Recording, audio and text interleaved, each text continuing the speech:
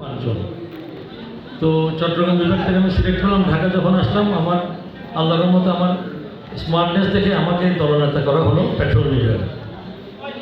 তো আম্মু এসেছিল, তো বলে যে না, আমাদের দেশের কালচার ফুটাই তোলা আমাদের কিছু করতে হবে, ওখানে স্কাউটিংয়ের কলা কৌশল ছাড়াও কালচারাল রিপ্রেজেন্টেশন হতে হবে। ওইখানে বিশ্বাস করেন, একটা গান এবং নাচ যেটা ছেলেরা করতে পারবে, ওটা আমার আম্মা শিখিয়ে দিলেন, নিচে দেখা দিলেন, এবং আমার মায়ের কাছে আমি নৃত্য করার শিক্ষা পেয়েছি। তো এই আমাদের এই মেয়েদের মধ্যেও আমার মায়ের মতো সেই মা আমি খুঁজে পাচ্ছি, আশা করি জাতি খুঁজে পাবে। যদিও আমার মা বললেন যে উনি ক্লাস 9 থেকে আর নৃত্যকলা করেননি, এরাও বাচ্চা, এদের এখন বাচ্চা বয়স, এখন করুক, এরপরে সংসারে ব্যস্ত হয়ে যাবে, আরও উচ্চতর লেখাপড়ায় ব্যস্ত হবে। কিন্তু যেটা বললাম, আমাদের সংস্কৃতি অনুযায়ী বয়স ভিত্তিক যখন যেটা জীবনে বাচ্চারা করা উচিত, করার দরকার, সেটা বাচ্চাদেরকে করতে দিতে হবে।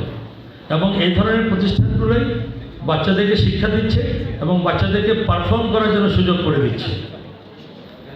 তো আমরা একটু আমাদের জাতির জন্য একটু ফরওয়ার্ড লুকিং হতে হবে,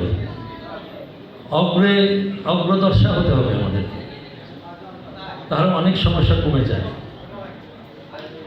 এরপরে আমি আসবো আরেকটা বিষয়, সেটা হচ্ছে যে অ্যাওয়ার্ড। দেখতে পাচ্ছেন ওরা, স্বীকৃতি। স্বীকৃতি মানুষের জীবনে একটা বিরাট রোল প্লে করে, প্রভাব ফেলে। বিশেষ করে যারা ইনোভেটিভ, মানে সৃজনশীল কাজে থাকে, সামাজিক কাজে থাকে, টাকা তাদের কাছে বড় বিষয় না। স্বীকৃতি। কমিউনিস্ট কান্ট্রিগুলো কেন ফেল করে? ওখানে প্রতিদ্বন্দ্বিতা নেই, যে যত মেধাবী হোক, যে যার অবদান হোক, সবাই সব কিছু সমান।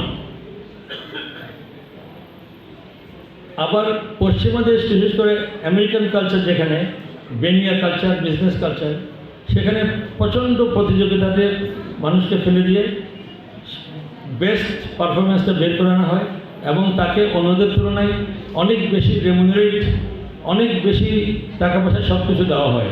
সেখানে আবার সমাজে বৈষম্য সৃষ্টি হয়।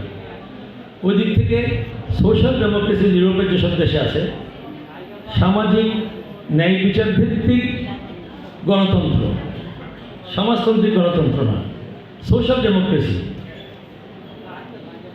ওইখানে হচ্ছে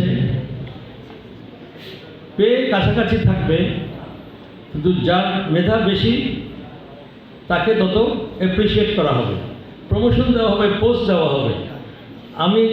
আমার বাবা রাষ্ট্রদূত ছিলেন সুইডেনে, সুইডেন সোশ্যাল ডেমোক্রেট হয়েছে। আমার বাবা 5টা দেশের, Scandinavia, Sweden, Denmark, Norway, Iceland, Finland, 5টা দেশের রাষ্ট্রদূত ছিলেন। তখন আমার বয়স 17। ওখানে দেখলাম যে 16 বছর পরে এই স্টুডেন্ট বন্ধুরা নিজেরা পার্ট টাইম জব করে নিজেদের পকেট খরচ নিজেরা চালায়, বাপের ঘরে থাকে।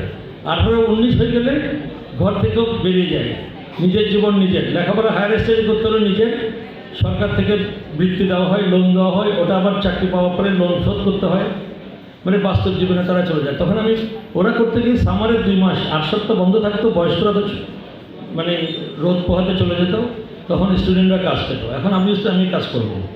আমার আব্বা আম্মা কিন্তু খুব ফরওয়ার্ড লুকিং, বুঝেন তো, আমার আম্মা আমাকে নাচ শিখিয়েছে, তো অনেক ফরওয়ার্ড লুকিং ছিল। হ্যাঁ, তুমি করতে চাও করো, কিন্তু ওখানে তো আমাকে ব্যাংকের জব, অফিস জব কোথাও দিবে না, কাউন্টার জব দিবে না, 17 বছর ছেলেদের কিছু জানে না। এই জন্য ইয়াং ছেলেরা সবসময় শ্রমিকের কাজই করতো,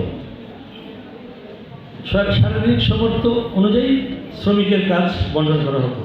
আমি একটা ফ্যাক্টরিতে ঢুকলাম, প্রথম 3-4 দিন লুকায় লুকায় কান্না করলাম। মেশিনের সাথে বক্স তুলে নেওয়া, এগুলো মিলাতে পারছি না। সুজির সাথে বিরাট বিরাট, বুঝলেন তো, বাইকিং, ওদের সাথে পাল্লা দিটা 3-4 দিন কান্না করতে করতে কিন্তু নিজেকে মনে করি না, ছাড়া যাবে না, শক্ত হয়ে গেলাম, কাজে পাকা হয়ে গেলাম।